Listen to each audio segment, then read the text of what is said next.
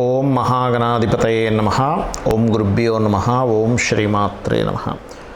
ప్రేక్షకులకి ఆ లలితాంబిక అమ్మవారి అనుగ్రహం పరిపూర్ణంగా కలగాలని కోరుకుంటూ మనం ఈరోజు చెప్పుకోబోయేటువంటి టాపిక్ ఏమిటంటే 12 లగ్నాల వారికి కూడా ఏ గ్రహం పాడైతే ఎటువంటి ఇబ్బంది వస్తుంది, ఏ గ్రహం ఎటువంటి పరిహారం చేసుకుంటే మీకు ధన సంబంధించిన విషయమా, లేకపోతే లైఫ్లో ఎదగలేకపోవడమా, వృత్తా, వ్యాపారమా, సంతానమా, వివాహమా అనేటువంటిది ఒక్కొక్క దాని గురించి తెలుసుకుందాం.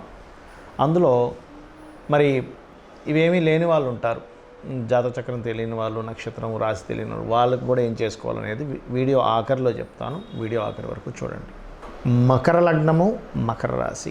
లగ్నం తెలిసే లగ్నం నుంచి చూసుకుంటే, లగ్నం తెలియని వారు రాశి నుంచి చూసుకోండి. అయితే ఒక్కొక్క లగ్నానికి ఒక్కొక్క స్ట్రెంగ్త్ ఉండడము, ఒక్కొక్క గ్రహం ఆయా భావాలను రూల్ చేయడం జరుగుతుంది. అంటే ధనానికి ఇట్లా రకరకాలుగా. అయితే మకర లగ్నానికి ఉండేటువంటి స్ట్రెంగ్త్ ఏమిటి, మీ స్ట్రెంగ్త్ ఏమిటి అంటే మీకు పట్టుదల ఎక్కువగా ఉంటుంది. అయితే కర్మ అంటే మీరు ఎంత వర్క్ చేసుకుంటూ వెళ్ళిపోతే దాని ఫలితం ఆటోమేటిక్గా వచ్చేస్తుంది. మీకు న్యాచురల్ కర్మస్థానంలో మీరు పుట్టారు కాబట్టి, న్యాచురల్ 10th హౌస్ కాబట్టి మీరు మీ ధనము వేరు కాదు, మీరే ధనం గుర్తుపెట్టుకోండి. ఎందుకంటే లగ్న ద్వితీయాధిపతి ఒక్కరే. మీకు మీరుగా చేసుకునేవే ఫైనాన్షియల్గా బాగా గ్రో ఇస్తుంది. అయితే ఇది ఎంతవరకు శని భగవానుడు బాగున్నంత వరకు అద్భుతంగా ఉంటాయి. శని భగవానుడు పాడయ్యాడు అనుకోండి, మీ యొక్క స్వయం కృప అపరాధాల వల్ల ధనాన్ని కూడా పోగొట్టుకుంటూ ఉంటారు. అందుకని ఏం చేయాలి, మీరు శనిని స్ట్రాంగ్ చేసుకోవాలంటే ఎలాగండి? శని ఎప్పుడు కూడా శ్రమకారకుడు. ఎంత శ్రమ పడుతుంటే అంత స్ట్రాంగ్ అవుతారు మీరు ఫైనాన్షియల్గా. అలాగే మరొక విషయం ఏంటంటే, మీరు పర్టికులర్గా ఈ శనిని స్ట్రాంగ్ చేసుకునే క్రమంలో శని, కుజ, కేతు గ్రహాల దగ్గర దీపారాధన చేసుకున్నట్లయితే మీరు ఎదుగుతారు, మీ యొక్క ఫైనాన్షియల్ గ్రోత్స్ కూడా బాగుంటాయి. అయితే ఇక్కడ ధర్మబద్ధంగా ఉండేటువంటి సిబ్లింగ్స్ ఉండడము, లేదా విదేశాలకు వెళ్ళడం వాళ్ళు ఇట్లాంటివి జరుగుతాయి సర్వసాధారణంగా. అదేవిధంగా కొన్ని పుణ్యకర్మలకు ఎక్కువగా మీరు స్పెండ్ చేస్తూ ఉంటారు. ధర్మబద్ధమైనటువంటి వాటికి, స్పిరిచువల్ వాటికి ఎక్కువ స్పెండ్ చేస్తుంటారు. అయితే ఈ గురువు కనుక మీకు పాడయ్యాడంటే సిబ్లింగ్స్తోనే ఇబ్బంది ఉంటుంది ఒక పక్క. అదేవిధంగా ఈ గురువు కనుక పాడితే వ్యసనాలకు కూడా గురవుతాడు. అంటే మీరు ఎక్కువ వ్యసనం వైపు వెళ్ళిపోతుంది, మీకు తెలియకుండా కంట్రోల్ తప్పుతుంది. అంటే మీ జూపిటర్ పాడయ్యాడు, లేదా 12వ స్థానంలో పాపగ్రహాలు ఉన్నాయనే విషయం అర్థం చేసుకొని మీరు ఏం చేయాలంటే, మీరు పర్టికులర్గా దుర్గా ఆరాధన కనుక చేసినట్లయితే ఆ యొక్క దాని నుంచి బయటపడగలుగుతారు. దత్తాత్రేయుడు ఆరాధన చేసినట్లయితే. ఇక్కడ మీకు 4వ అధిపతి కుజుడైనందుకు కర్మాగారాలు, కుజుడు బాగున్నాడు, లగ్నంలో ఉన్నాడు, ఎగ్జాల్టెడ్ అయ్యాడు. అదేవిధంగా కుజుడు మంచి పొజిషన్లో ఉన్నాడు, ఓన్ హౌసెస్లో ఉన్నాడు. కర్మాగారాలు, భూముల వల్ల, ఫ్యాక్టరీస్ వల్ల బాగా కలిసి వస్తుంది. చదువు కూడా బాగా చదువుతారు కుజుడు బాగుంటే, వాటికి సంబంధించినవి చదువుతారు. అదే కుజుడు కనుక పాడైనట్లయితే అప్పుడు ఏమవుతుందంటే వాళ్ళకి చదువు విషయంలో ఎక్కడో డిస్టర్బెన్స్ క్రియేట్ అవుతుంది. అయితే ఇక్కడ మీరు అర్థం చేసుకోవాల్సింది ఏంటంటే, ఒక్కొక్కసారి చూడడానికి శుభగ్రహాలతో కలిసినట్టు ఉన్నా కూడా దాని పోర్ట్ఫోలియో దెబ్బతింటుంది. అది కూడా క్లీన్గా పర్సనల్ చాట్లో అబ్జర్వ్ చేస్తూ ఉండాలి. అలాగే ఇక్కడ క్రియేటివిటీ వర్క్స్ చేయడం, ఎందుకంటే శుక్రుడు మీకు పంచమ దశమాధిపతి. సంతానం కలిగినప్పటి నుంచి వర్క్ అనేటువంటిది అద్భుతమైన స్టేజ్లోకి వెళ్ళడం. ఎప్పుడు శుక్రుడు బాగుంటాయి.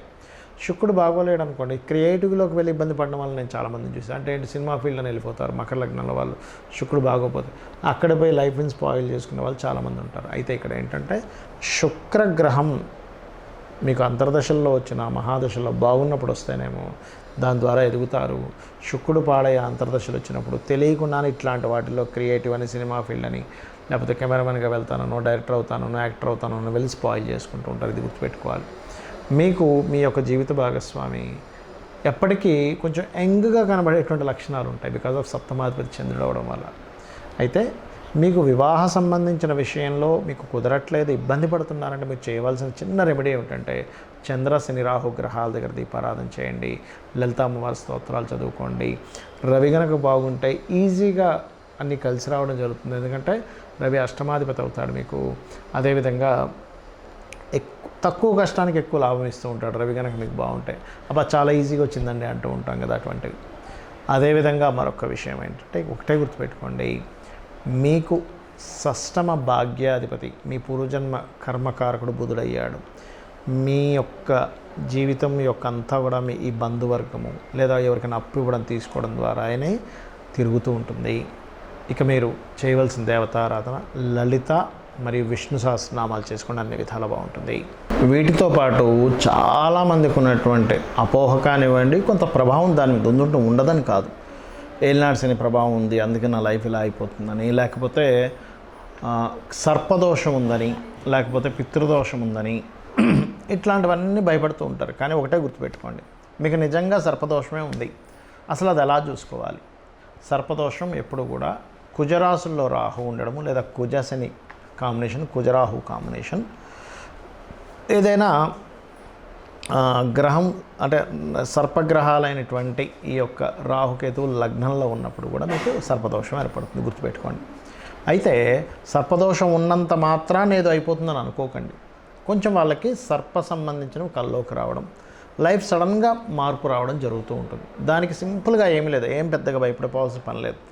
మీరు చక్కగా కాళహస్తికి వెళ్ళండి, ఈశ్వరుణ్ణి దర్శనం చేసుకోండి, అక్కడ పరమేశ్వరుడు దర్శనం చేసుకోండి, రాహుకేతు పూజ చేసుకోండి, క్లియర్ అయిపోతుంది. లేదు అంత దూరం వెళ్ళలేము, చక్కగా మీ ఇంటి దగ్గర ప్రతిష్ట ఉంటుంది, నాగప్రతిష్ఠ చేసిన ఉంటాయి, రావి చెట్టు చుట్టూ ప్రదక్షిణం చేసి ఆ ప్రతిష్ఠ మీద పసుపు కుంకుమ గంధం కలిపినటువంటి నీటిని అభిషేకంగా వేయండి, సరిపోతుంది. అలా కాదండి కాలసర్ప దోషం ఉందండి అంటూ వస్తుంటారు నా దగ్గరికి. అసలు కాలసర్ప దోషమే ఉండదు ఆ జాతకాలు. ఇంకోటి ఏంటంటే కాలసర్ప దోషం కాలానికి అప్లై చేయమన్నారు, జన్మజాతకానికి కాదు. అయితే చాలామందికి అది ఎలా చూసుకోవాలని కూడా డౌట్ వస్తూ ఉంటుంది. అది ఏమిటంటే చాలా సింపుల్. రాహు కేతు ఎప్పుడు కూడా సమసప్తకాల్లో ఉంటారంటే రాహు మేషంలో ఉంటే కేతు తులలో, లేదా రాహు వృషభంలో ఉంటే కేతు వృశ్చికంలో, రాహు మిథునంలో ఉంటే కేతువు ధనస్సులో, ఇలాగా 1/7 యాక్సెస్లో ఉంటారు. ఇలా రాహుకేతువులు ఉదాహరణకి మేషంలో రాహు, తులలో కేతు ఉంటే వన్ సైడ్ అంటే మేషం నుంచి తుల మధ్యలో అన్ని గ్రహాలు పడ్డం, లేదా ఇటు మేషం నుంచి ఇటువైపైనా అటువైపైనా అన్ని ప్లానెట్స్ ఒకవైపు పడిపోయి ఈ రాహుకేతులు వన్ సైడ్ ఎటువంటి ప్లానెట్ లేకపోతే దాన్ని కాలసర్పదోషము అంటారు. అన్నిటినీ కాలసర్పదోషం అంటారు. చాలామంది తెలియక అసలు తెలియని విషయాలకి ఇది కాలసర్పదోషం ఉందని చెప్తే పాపం అది పట్టుకొచ్చి ఏమంటే నాకు కాలసర్పదోషం ఉందంటే నా లైఫ్లో నేను తగలేకపోవడానికి కారణం ఇదా అనుకుంటారు. నేను చెప్పేది ఒకటే గుర్తుపెట్టుకోండి, 140 దేశాల యొక్క ప్రెసిడెంట్ల జాతకాలు నేను చూశాను. వాళ్ళ జాతకాల్లో కాలసర్పదోషం ఉంది. మరి వాడు ప్రెసిడెంట్ ఎలా అయ్యాడు అనేది ఒక్కసారి మనం ఆలోచించాలి. అంటే కాలసర్పదోషం ఏమీ కూడా మనల్ని ఏమీ ఆపేయదు. మెగాస్టార్ చిరంజీవికి కూడా ఉంది కాలసర్పదోషం. అలా అంటే ఆయన ఏమీ చిన్న వ్యక్తి, అది మనం అర్థం చేసుకోవాలి. ఇక మరొక విషయం, ఇక్కడ అనవసరమైన భయాలు పెట్టుకోకుండా ఏలినాటి శని నడుస్తుంది, అర్ధాష్టమి శని నడుస్తుంది, అష్టమ శని నడుస్తుంది, ఏం భయపడక్కర్లే. శని ఎప్పుడైనా నడుస్తున్నప్పుడు మధ్యాహ్నం పూట నిద్రపోకుండా ఎక్కువ వాకింగ్ చేస్తూ శ్రమ పడుతుండండి. మీ అంతటా మీరు కనుక శ్రమ పడుతూ కాస్త పేదవాళ్ళకి, ఏజ్డ్ పర్సన్స్కి మీరు ఏదైనా సహాయం చేస్తుంటే ఆ శని భగవానుడు సంతృప్తి చెందుతాడు, ఏమీ అవ్వదు. శనివారాలు తైలాభిషేకం చేసుకోవడము, నువ్వులుతో తయారు చేసినటువంటి ఉండల్ని పంచడము, లేకపోతే నువ్వులు దానంగా ఇవ్వడము, ఇవి కనుక చేస్తే చాలు, ఇంకేం అక్కర్లేదు, ఆటోమేటిక్గా అంతా క్లియర్ అయిపోతుంది. ఏలినాటి శని, అర్ధాష్టమి, అష్టమ శని సమయాల్లోనే సీఎంలు పిఎంలు అయ్యారు. నరేంద్ర మోడీ గారు కావచ్చు, జగన్ కావచ్చు, మన చంద్రబాబు నాయుడు గారు కావచ్చు, స్వర్గీయ ఎన్టీ రామారావు గారు కావచ్చు, ఈ సమయాల్లోనే అయ్యారు, గుర్తుపెట్టుకోండి. అంటే శనేమి మనల్ని ఎదగడానికి ఎక్కడ ఆపడు, శ్రమనిస్తాడంతే.